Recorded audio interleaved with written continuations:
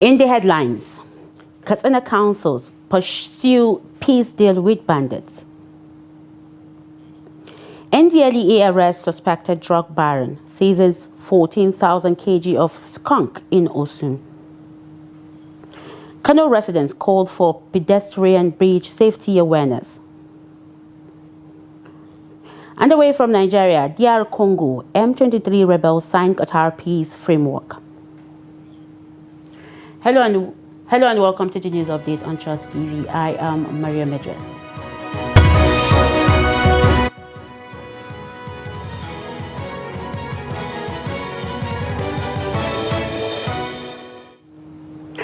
Katsina insecurity continues to push communities into tough choices. 3 more councils, Kankia, Kosada, and Ingawa, have now entered a fresh peace deal with bandits.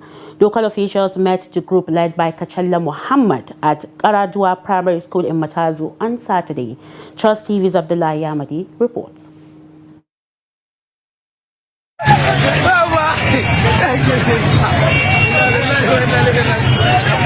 As at the last count, the number of local governments that entered into truce with the bandits in Katsina State is 20 out of 34. Council chairmen and traditional leaders from the affected local governments were in attendance. The bandits, riding on motorcycles, arrived and hurriedly left the venue in less than an hour, celebrating victory over weakness, firing gunshots into the air. The bandits confidently and proudly rolled out all their demands to the attendees before taking response from the representatives of the affected LGAs. Journalists were restricted from filming at the venue for security reasons.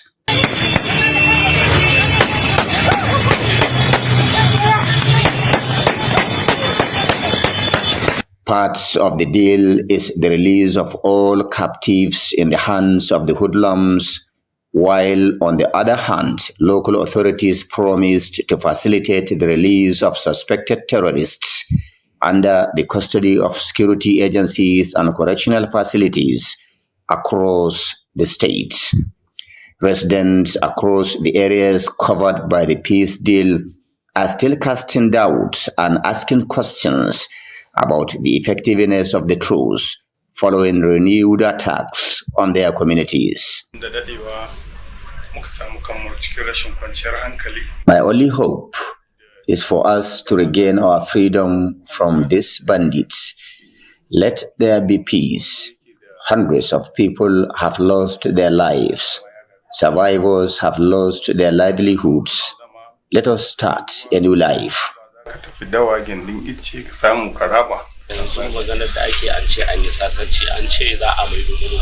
I expect constant consultation with the bandits to prevent any breach of agreement.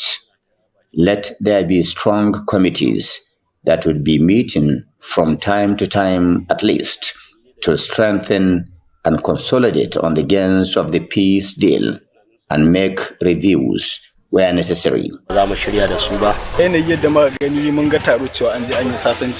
think with this peace pact just reached, our rural communities will have relief, kind of, at least to enable them harvest their farm produce and face the reality of life. People, especially in southern and eastern Kankia, have suffered serious economic losses. One of the troubling questions residents of the affected communities are asking is why attacks still occur in some local governments covered by peace deal. Abdullahi Ismayamadi, Trust Television News, Katsina. Now the Emir of Kano, Muhammad Sanusi II, is calling for stricter conditions in peace negotiations with repentant bandits in neighboring Katsina State, insisting that any agreement must include a clear ban on attacks across state borders. The monarch made the remark during a visit to Farua in Shanono local government area, one of several border communities that have suffered recent kidnappings killings and cattle rustling. Emir Sanusi said he visited to reassure residents of government's renewed commitment to strengthening security and protecting lives and property. He warned that any peace deal that fails to shield neighboring states from spillover attacks cannot deliver lasting stability. The emir urged leaders and security agencies to work closely with affected communities to prevent further violence, assuring residents that both the traditional institution and government are committed to long-term solutions to insecurity. As you know, for the past few months, we have been having an increase in the spate of attacks in villages neighboring Katsina State, with bandits coming in for cattle rustling, killing innocent people, and kidnapping men and women. It is our responsibility as leaders to come and see our people, to commiserate with them and sympathize with them. And I came to reassure them that the state government is doing everything that it can, along with the security services. The governor has bought vehicles, the governor has provided resources. They can see already the movement of the army and the police in this area. And we'll also encourage them to use their vigilantes to help protect their villages.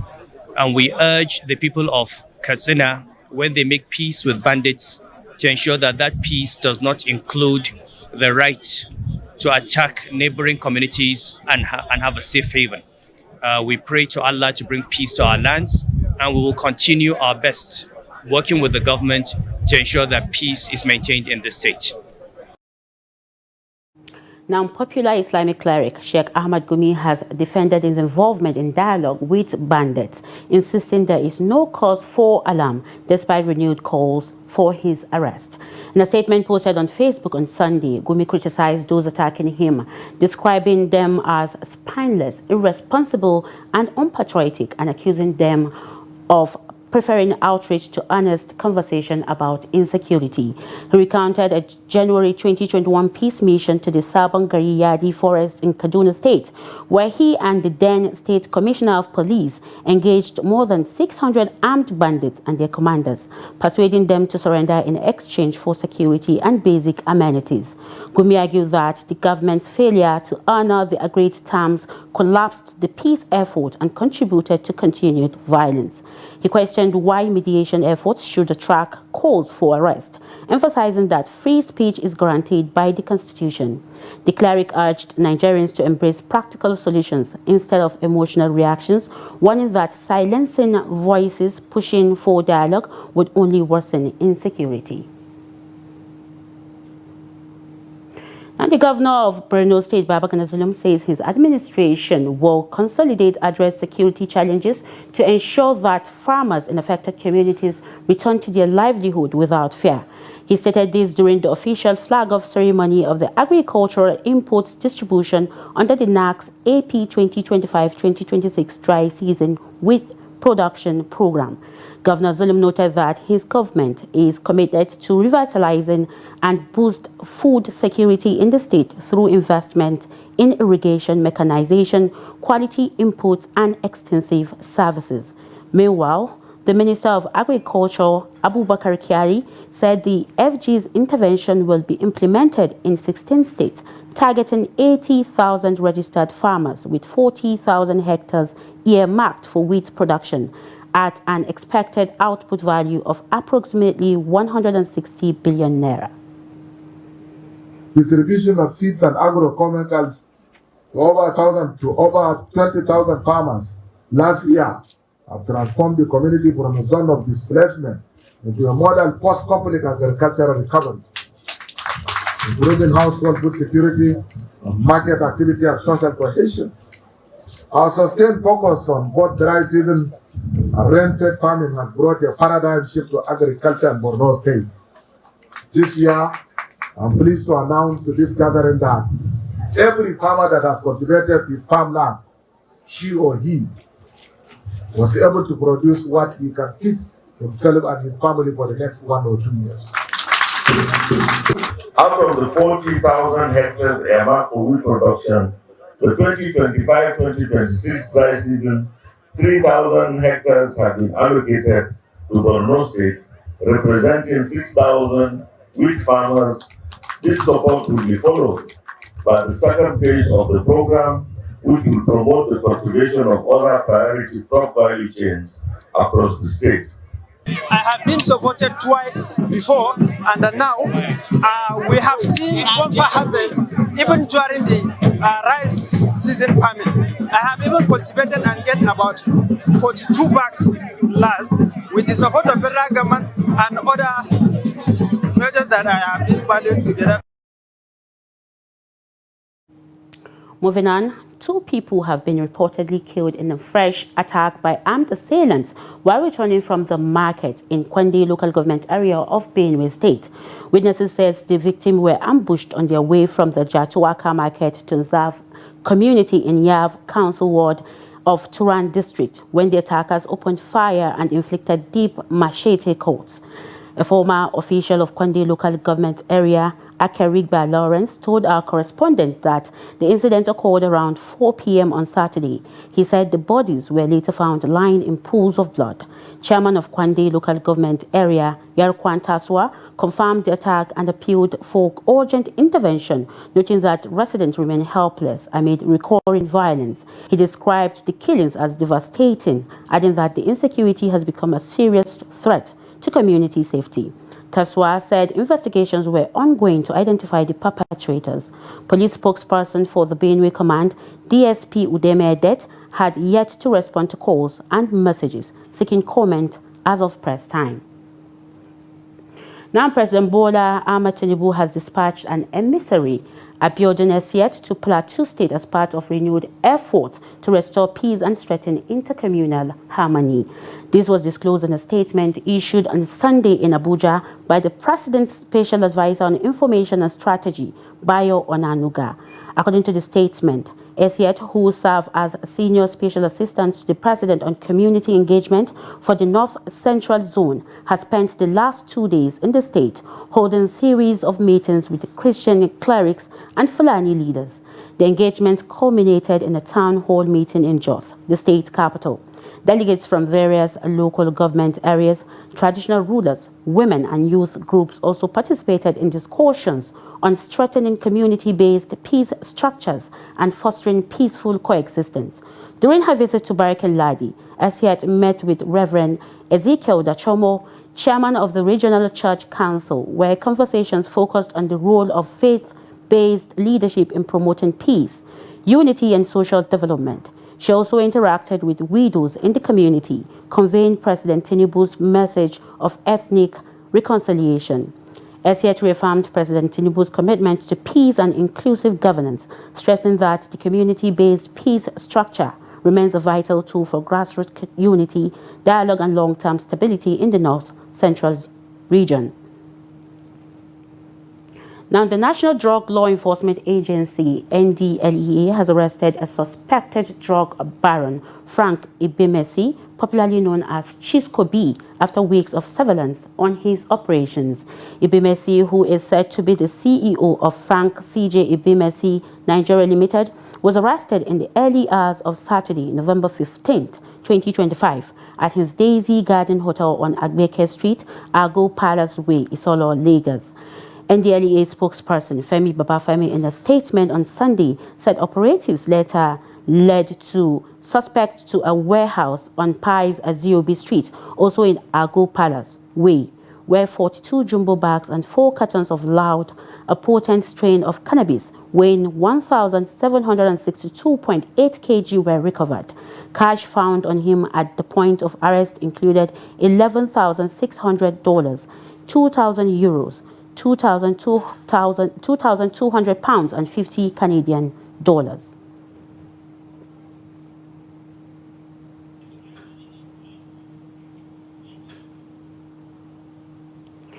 Now, the management of Ibrahim Donkwambo Mega Motor Park in Gombe has announced a new operational guideline aimed at reorganizing activities and restoring order within the park. The directive, which takes effect from Monday, 17th November 2025, mandates all transport unions and their affiliates to strictly load passengers only from their designated terminals, a move that replaces the previous system where some youth scavenged for passengers in exchange for commissions. However, unions are divided over the ban of passenger scavenging and joint operational guides, alleging it's a plot to cripple their booming business. Trust TV's Hassan Longoli has more. Under the new arrangement, all unions and affiliate operators must strictly use their allocated terminals when boarding passengers. The management has also stopped the practice where young men hustle for passengers on behalf of unions and drivers, a system that has long served as a means of earning daily income for some youths. According to the management, the decision became necessary following rising concerns over disorderliness, theft, hijacking of passengers' belongings, and increasing complaints of unfair competition among unions. We are doing what we call realignment, whereby all the operators will work together, irrespective of the union you are. That is maybe one by one basis, so that on the leadership of the major unions in the park, so that we can be able to curtail the scenario of this unnecessary competition, whereby if you come, we are going to Bauchi, you are going to Kono, we say it's in Terminal 7, for instance. In this Terminal 7, all the union will work there, so that every terminal is allocated to where the routes, where the buses or taxis will be going, so that we can be able to have an organized, modern organized system of park here in Gombe State. However, not everyone agrees with the new rules. Some unions fear the directive may negatively affect their operations, arguing that it will weaken their business strength and reduce their competitive advantage. This new guideline may cripple our booming business. We need a more flexible system that allows us to compete fairly and attract customers. Our terminal is at the far side of the park. Therefore, passengers are being hijacked from the gate, which is directly affecting our business. But with the new policy, it's fair, I believe. While some drivers say it will help reposition the transport sector, others argue that those affected by the ban should be provided with an alternative source of livelihood. We understand the need for organization, but many young people depend on this for daily survival. Government or management should find something for them to do.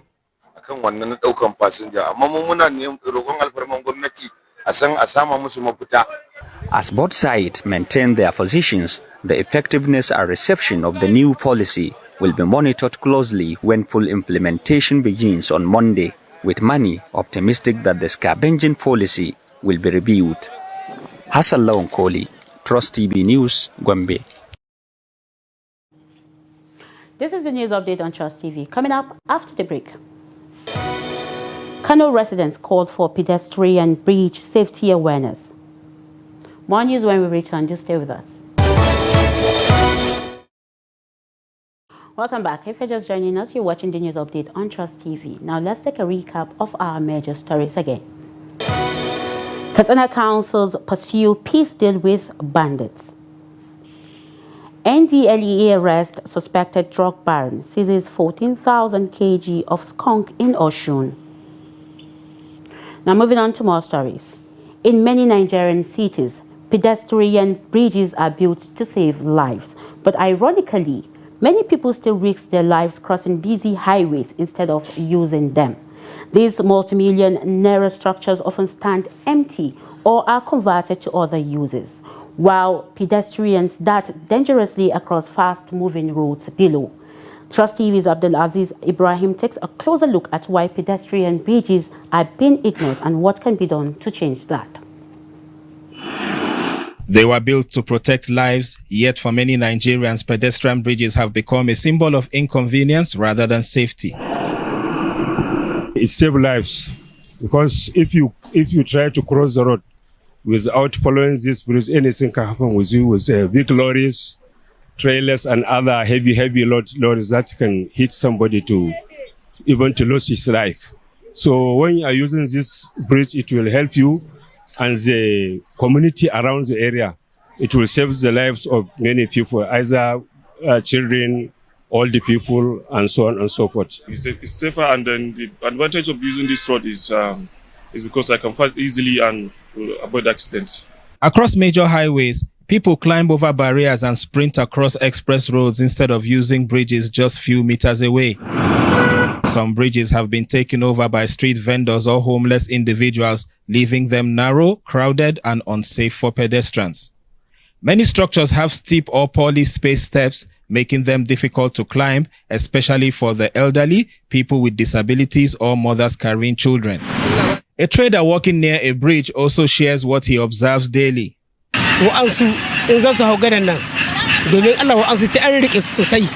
Some people are scared and someone has to hold them. Some rush across, others say it gives them headaches. But honestly, the bridge has been helpful to us. In many areas, installed barriers are torn down or pedestrians simply walk a short distance away to cross at unprotected points. Residents emphasize that safety agencies must combine enforcement with sustained public awareness campaigns. Crossing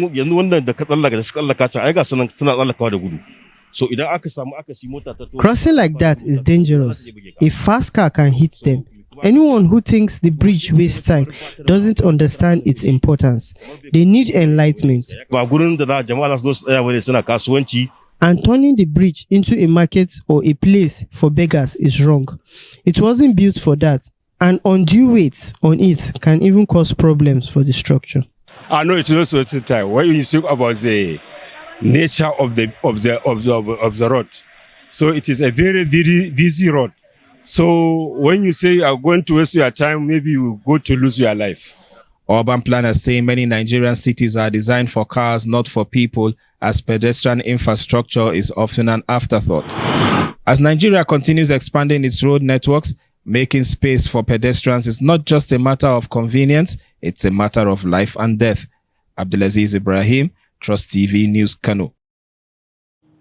The Edo State Police Command has arrested 21 students of Ogioma Public Secondary School, Benin City, for alleged involvement in court-related activities.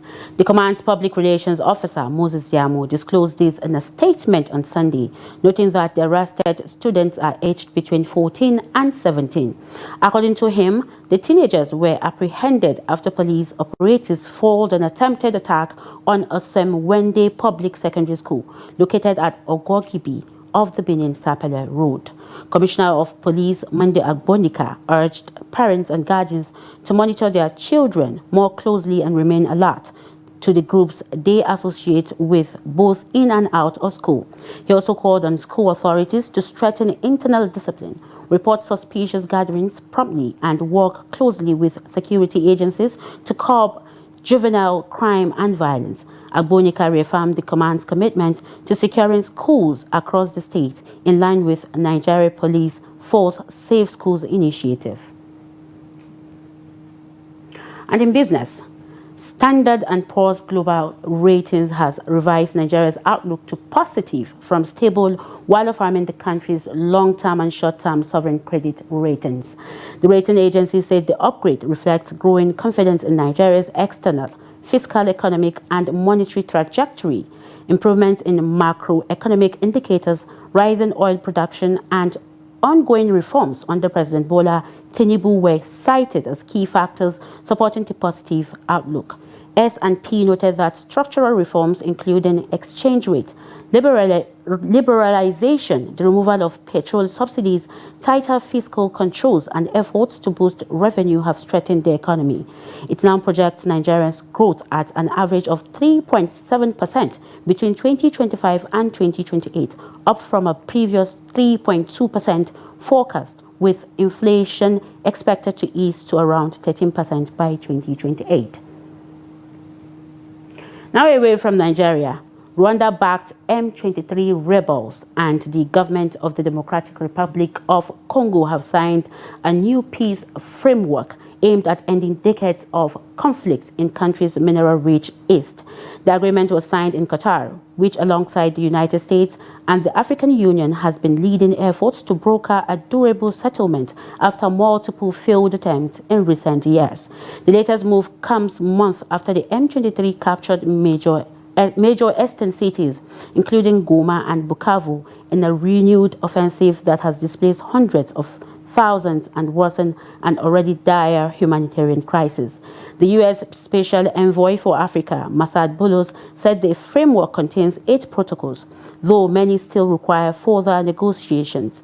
He admitted progress on key issues such as prisoner exchanges and ceasefire monitoring has been slower than expected. A central sticking point remains Kinshasa's demand for the withdrawal of Rwanda troops from Congolese territory. Kigali insists it will only do so once the FDLR, a Congo-based militia composed largely of ethnic Hutus linked to the 1994 genocide, is dismantled. And now to sport. Super Eagles Vice Captain William Troost Ekong says Nigeria faces a tough challenge in Sunday World Cup playoff against DR Congo. Speaking ahead of the match in Rabat, Ekong expressed confidence in the team's readiness but warned that Congo will be a strong opponent. Reflecting on their semi-final win over Gabon, he noted that every game presents unique challenges, emphasizing the team's focus on securing victory. The winner of Sunday's clash will book a ticket to the 2026 FIFA World Cup. And with that, we've come to the end of the news update on Trust TV. Do not forget to follow us across all our media platforms and also do join us on our YouTube live stream. I am Maria Medrez. Thank you for watching.